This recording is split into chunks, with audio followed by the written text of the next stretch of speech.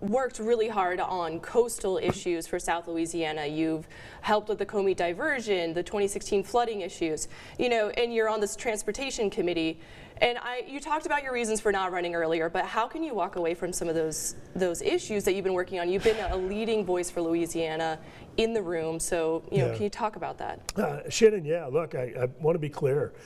This wasn't an easy decision, and certainly there are mixed emotions. We were on track to be chair of the Transportation Committee, which has full jurisdiction over roads and bridges, full jurisdiction over things like FEMA and disasters, Corps of Engineers, ports, waterways, coastal restoration, flood control, hurricane protection. I mean, this committee could have been a gold mine for Louisiana.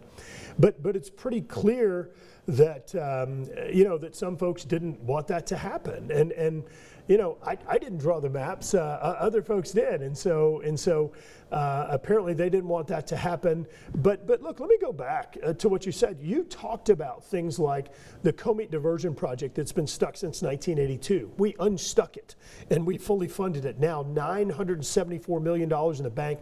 That project will be complete.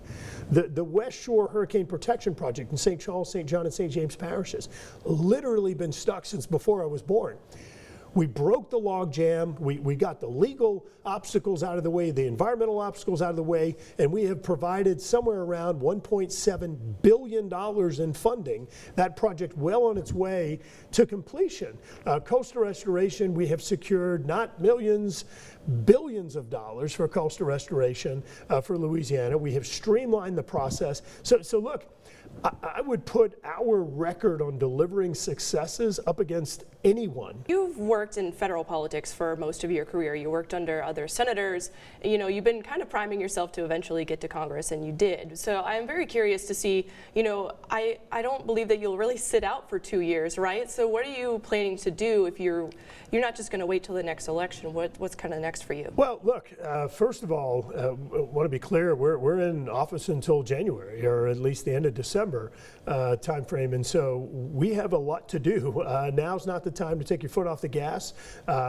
We are in senior positions on 2 important committees to Louisiana. We've got legislation in the queue.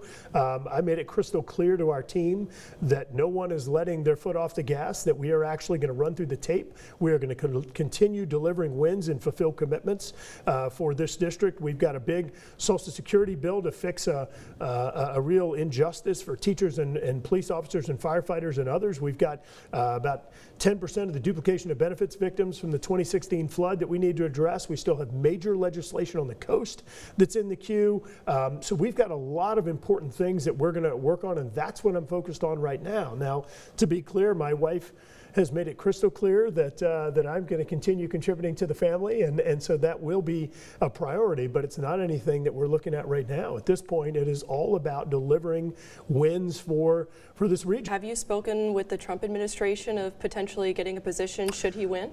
Look, we have certainly spoken with the Trump campaign, but not at all about jobs or anything along those lines.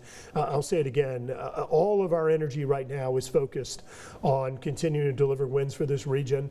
Folks elected us and employed us for 2 years, and that is absolutely what we're going to provide, what we're going to deliver for the people who put us in this office. All right, Congressman Garret Graves, thank you so much for all that insight. Thanks, Shannon.